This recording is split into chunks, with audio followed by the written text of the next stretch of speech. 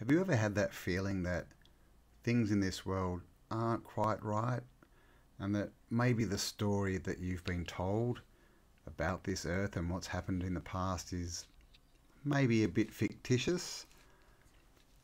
Because when we look into the past and we really start to dissect it and the stories that they give us, what we find is a lot of them actually aren't based on much, and they have really no evidence to support them. And so this is actually what I look into, is history, or as we have to call it, alternative history, because I look into things that are outside of what we are told in the mainstream. For instance, have you ever walked into your city or town and seen a big old building, one of these big old brick buildings with columns and maybe a dome on the top? And have you ever noticed that these buildings, a lot of them, they have windows that go into the ground? If you haven't already, then you will the next time you go in. And this is a phenomena as well that I look into, is why do we have these big old buildings that have windows that go into the ground? Because you can talk to any architect or builder, and they will tell you you do not build windows that go into the ground. And so this is, apart from other things, that's a theory that we call, has become to be known as the mud flood theory, because as far as we can see, it looks like either the buildings have sunk, which they probably haven't because they're all still vertical, or for some reason some kind of mud has come in and flooded the lower levels. But we don't find this in our history. We're not told about any event like this that happened. So this is what we look into. We've also found many other things like star forts, which are amazing and a phenomena which you may not have heard of. And again, we find these all over the earth. We find the same buildings, these Capitol buildings with the columns that I talked about and the domes.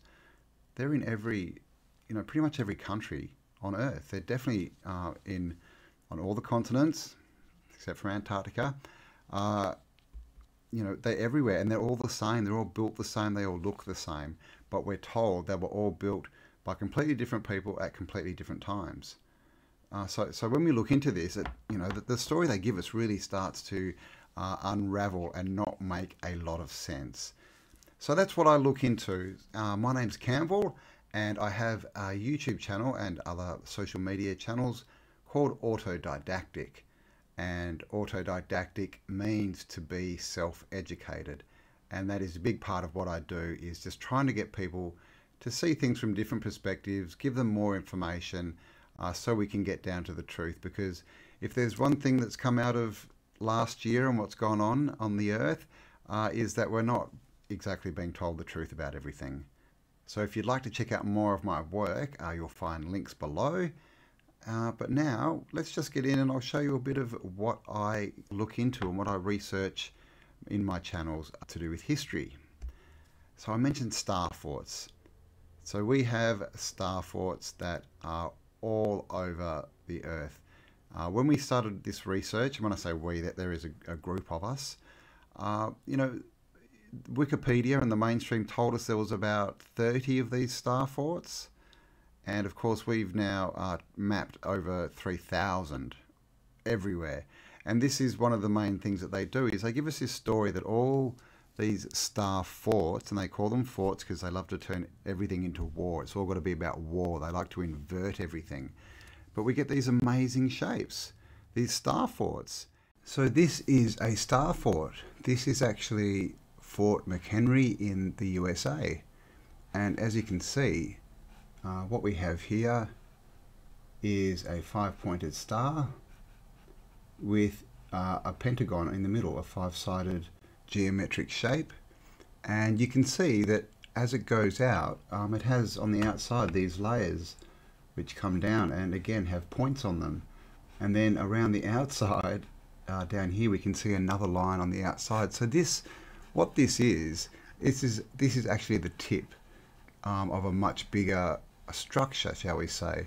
So these are what they call star forts, clearly because they look like stars, and the military came in and took them over and turned them into forts.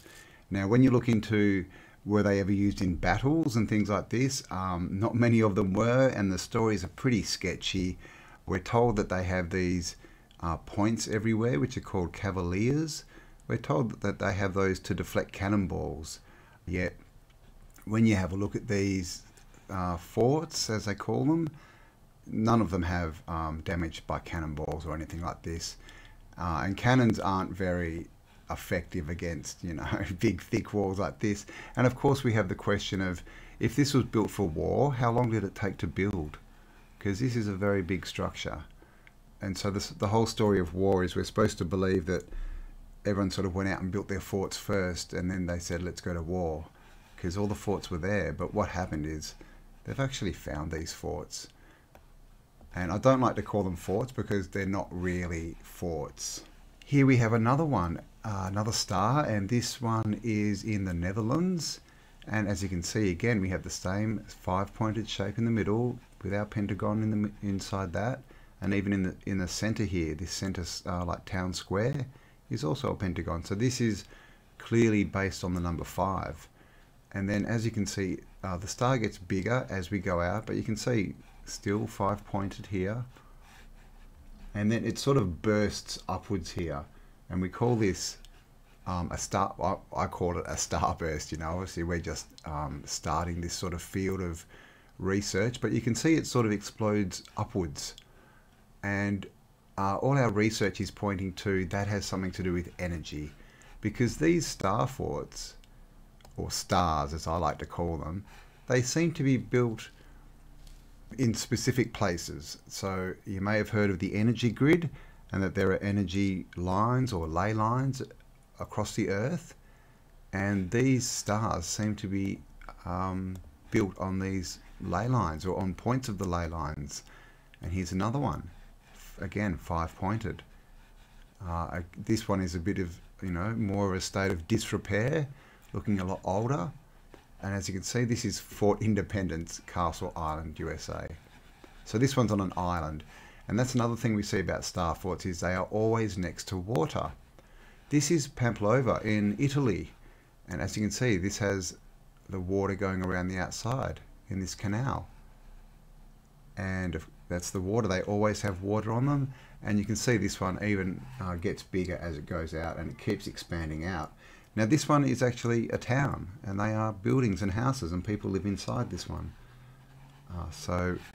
We've yet to interview the people to see what the energy's like, but these, they're everywhere, guys. They are all over the place. This one is in Russia, and as you can see, this one's basically there, but it's just being left to grow over with nature.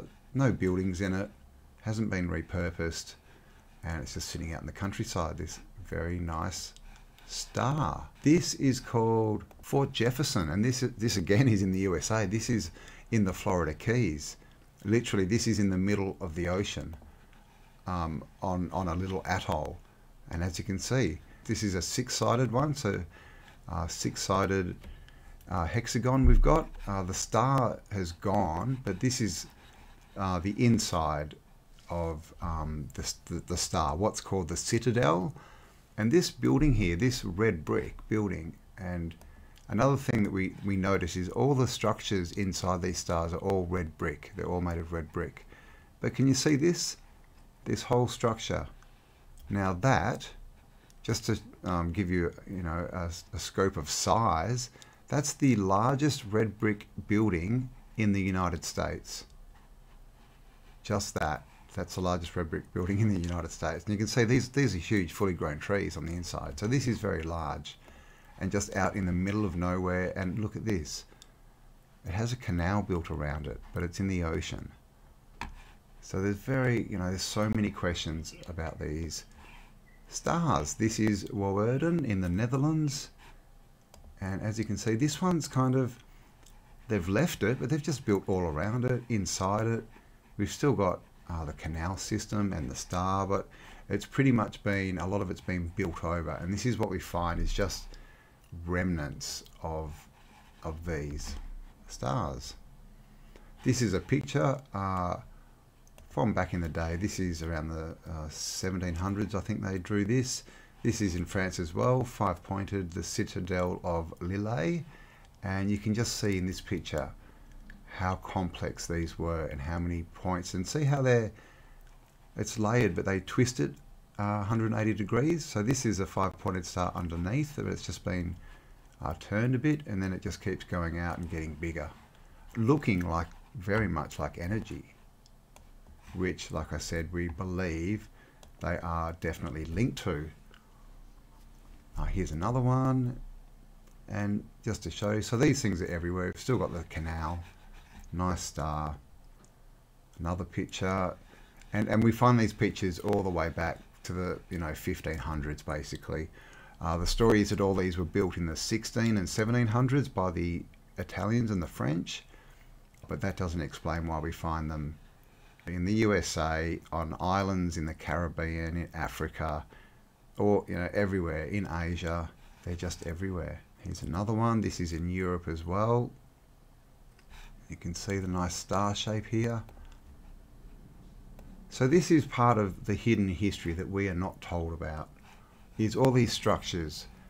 We're given a story, but when we start looking into how did they build them, who built them, where did all the materials come from, all the bricks, all the stone, all the mortar, all the tools, and the tradesmen to use those tools, where did it all come from? And how did they build so many in this 200-year period? Or it's even less, it's about 170 years or so they say that they were all built. And like I said, we've found over 3,000 of these now. So the story that we're being told is clearly not true. So it's either being changed, or the people telling it don't know the true story. And this is why I look into alternative history, or as I like to call it, his story, because we all know that history is written by the victors. So at most, all we get is a one-sided view. And as we know, that's always, that one-sided view is always slighted to make the victor look good, put him in a good light. I mentioned buildings that had been flooded, that had windows that go into the ground. Now this is a building in Perth. This is actually my home city. And you can see this is level along here, along these lines, but the street is not level. And if you look at the windows on that street line, they actually get smaller as they go up. And this is something that we see a lot of, is big buildings, but they're not level. And of course you can build, you can dig into the ground and build foundations, but when we look down, that's not what we find. We don't find foundations.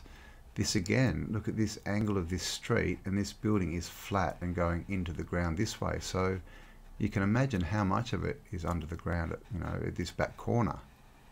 And of course they've had to build stairs going up.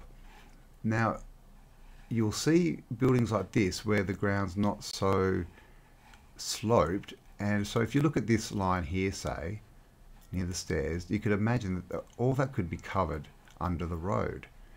And this is what we are starting to find.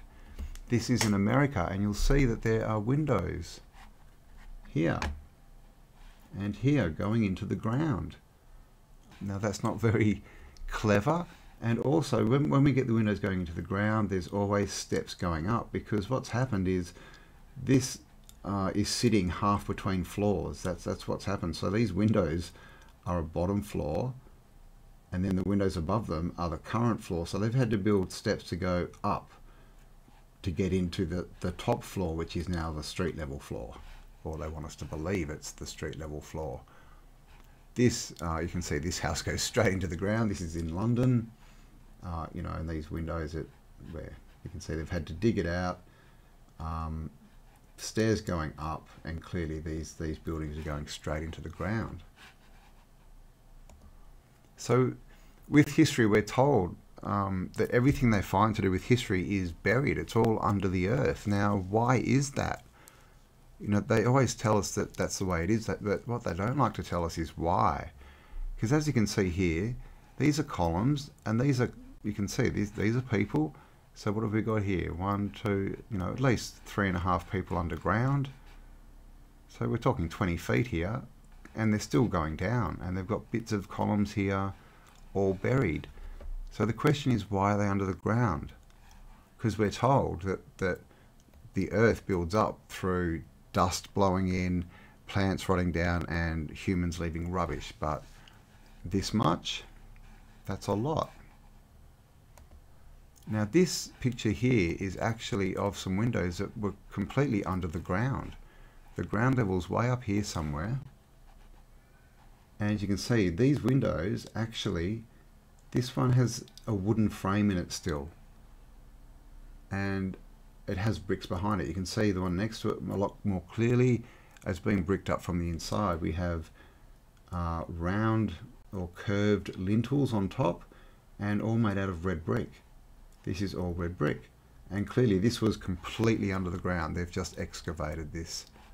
This is a building in Russia, and this really shows what we're talking about when we talk about the mud flood, what's been titled the mud flood. So this building, you can see that there was a line across here. Now that was the level of the street. This has all been excavated. Okay, so this was the level of the street. This was the door, as you can see, and these were the windows that you would see on street level going into the ground. And what do we find below them? 4 windows. And what do we find directly below the door? Another door with an actual door in it. That's a door. It's not bricked up. So as you can see, this was the original level way down here. So what happened to fill all of this space with mud? Because this had to be dug out. And when did this happen?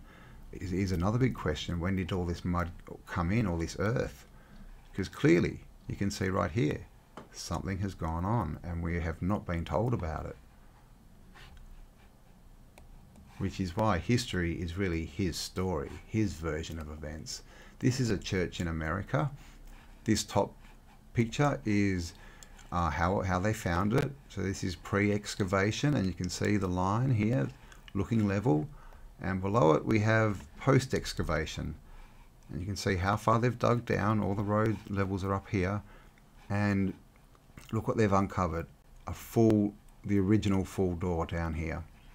Windows, doors, all the way along. So we can see this star up here. Directly beneath that is where this door is now.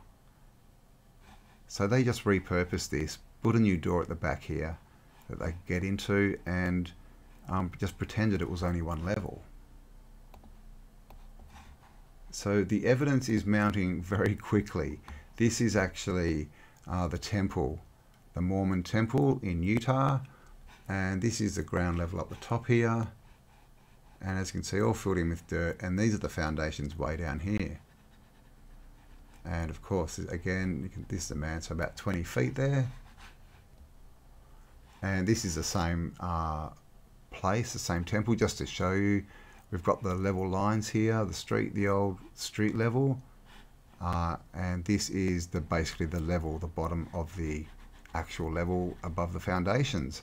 This is a man sitting down here, so you can see big foundations, and this is at least 16 feet. It's been covered in mud or dirt or something. And of course, under these stairs, what do we have? A doorway. Under this window, we can see it continues down under the ground. That's why it looks like the windows are going into the ground, because they are. And this again is in Russia, and you can see here they're excavating to do, street works or something, and they've uncovered, look at this building, again red brick, but look, these are doors and windows the whole way along underground. Again, this is from Europe. I mean, look at this. That's like an entire building, and they've actually built a road on the roof of it. And they're just driving along, and no one knows that they're driving on top of an old building that's been submerged. And this one very deep. You can see how far down this one goes. This is Paris. This was in the 70s, called the Whole of Paris. And again, same deal. Everything's built up here, and they've excavated down. This was all to do with putting in a subway, I believe. And look what they've found. Old buildings, columns down here with a wall behind it. These are machines. These are big trucks and big machinery. So you can see how big this structure is. And another thing that we find in common with all these buildings that I've mentioned is these domes. and the pillars out the front. And you'll find them on all the Capitol buildings, in all the old cities. They all look the same. And the question is, why is that? And also, why were these old buildings, just so beautiful and designed and built so well? And they've knocked them all over and replaced them with these square, ugly buildings that we get today. But you can see back, this was from the 1500s, this picture, and this was, all these old buildings are already here, already built up. And these domes we find everywhere, and a lot of these domes have spires on top of them. And what we find is, when you look into electricity and the way it works, is it looks like all of these domes, all these buildings, and all the spires and the funny, pointy bits all over the old cathedrals that we see, it looks like they were actually free energy devices. This is what we're looking into, because it was all built from geometry. It was all done very purposefully, and these buildings were obviously built to last. They weren't built, for 10 years. They were built forever, and they all have the same features. And these features, we know, draw energy. When you look into energy, they do attract it, because we have something called ethereal or etheric energy, which is natural energy that occurs in the world, in the atmosphere, and you can actually harness that through domes and antennas. And we see it today, antennas. This is what we use to send signals everywhere. This is what they tell us. But these spires and antennas, they're on all the old buildings. They're everywhere. So what we are thinking, even these old pagodas, is that these were all running with their own free electricity, free energy.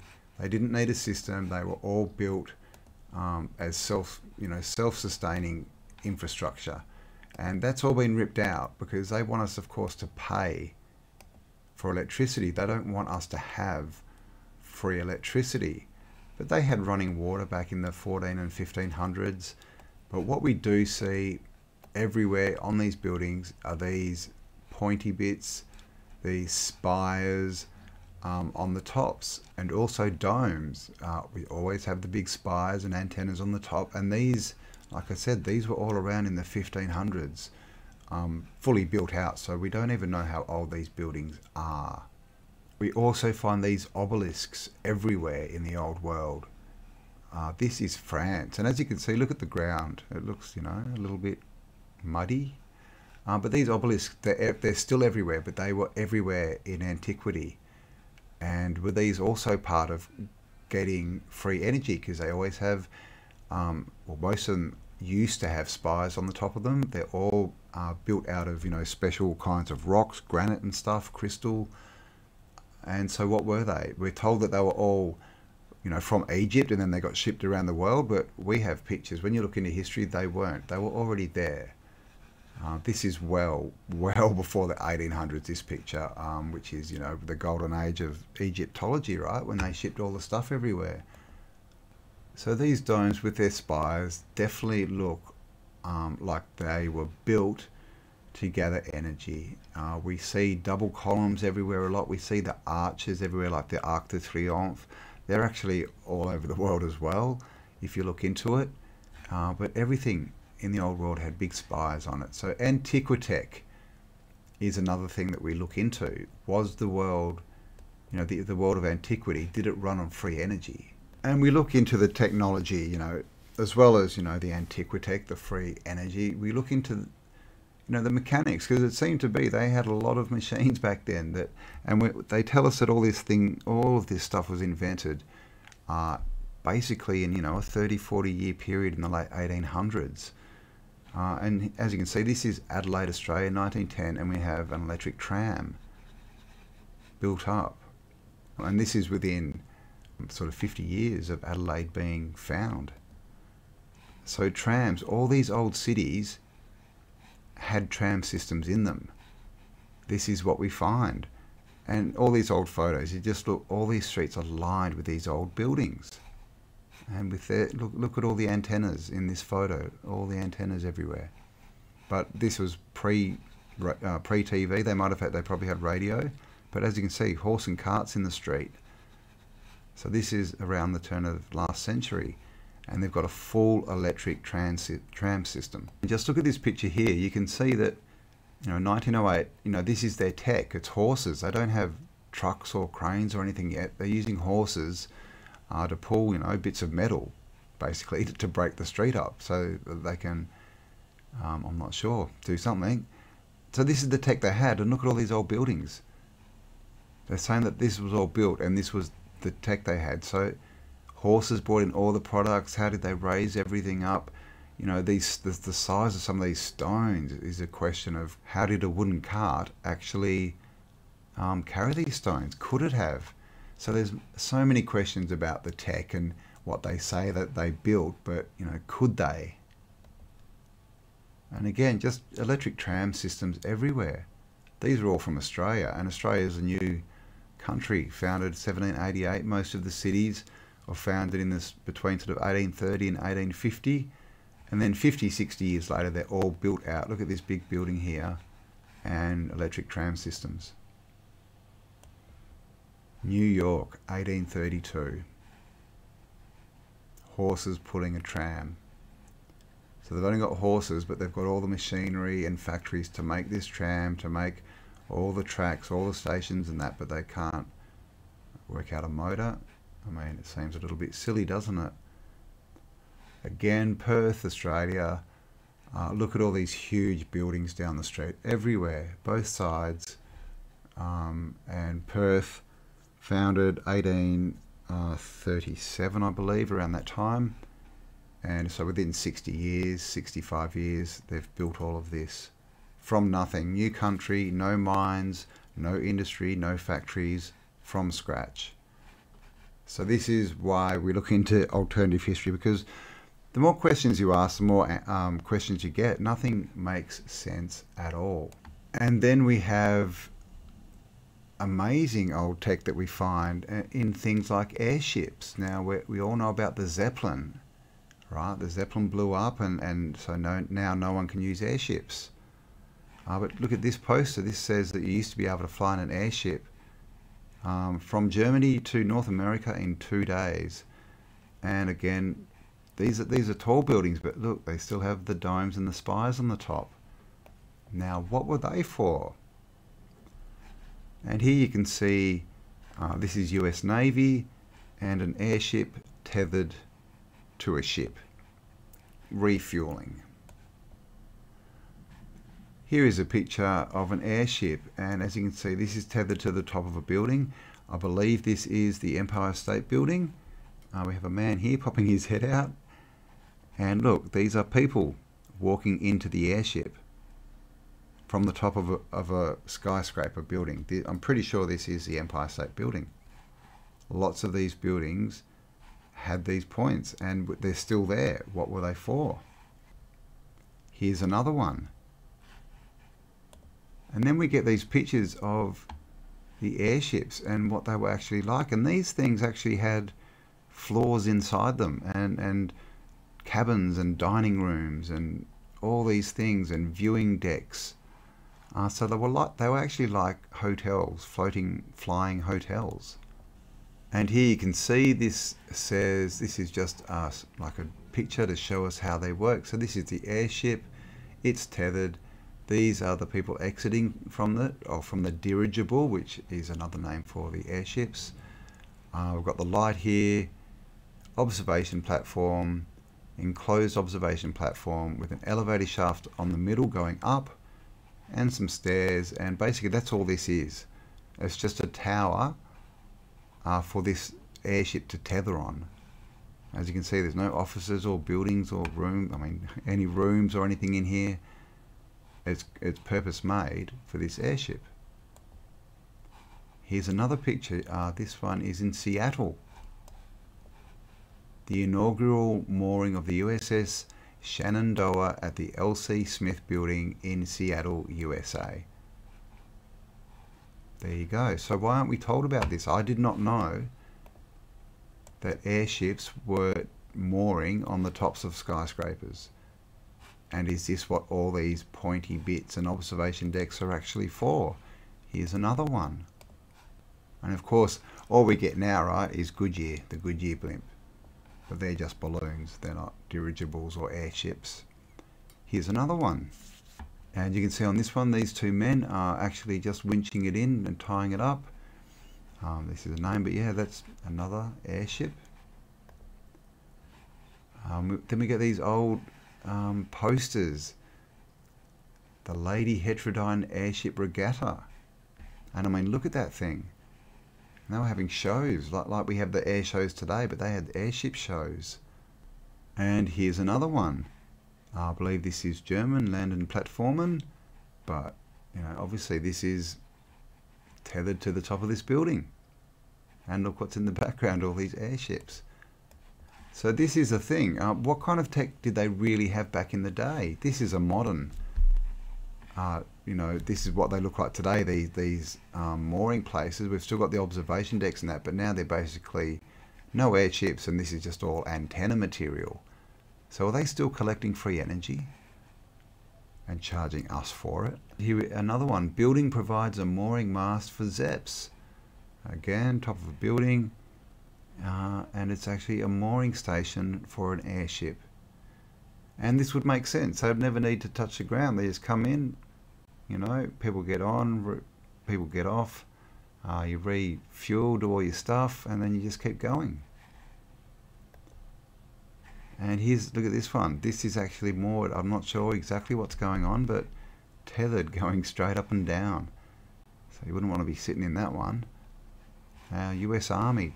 So these things were used everywhere. And we're not completely sure of what the story was, apart from it's not what we've been told. So there you go. I hope you enjoyed that one, guys. Like I said, my name is Campbell. My channels, you can't quite see it, is Didactic. There you go. And you'll find links below to my videos, YouTube channel, Odyssey, etc., my website. And I'll also be hanging around to have a chat with anyone who's got any questions for me. So thanks for listening, guys. Hope you enjoyed that one. Yeah, come and visit my site, say hello, leave me a comment and all that kind of stuff. And if you've got any questions, yep, I'll be around for the next half an hour or so. So let's get into it. Hey, ain't going back, not gonna buy into all that. Hey, ain't gonna let all the fears slide. Oh, mother, nature is on my side.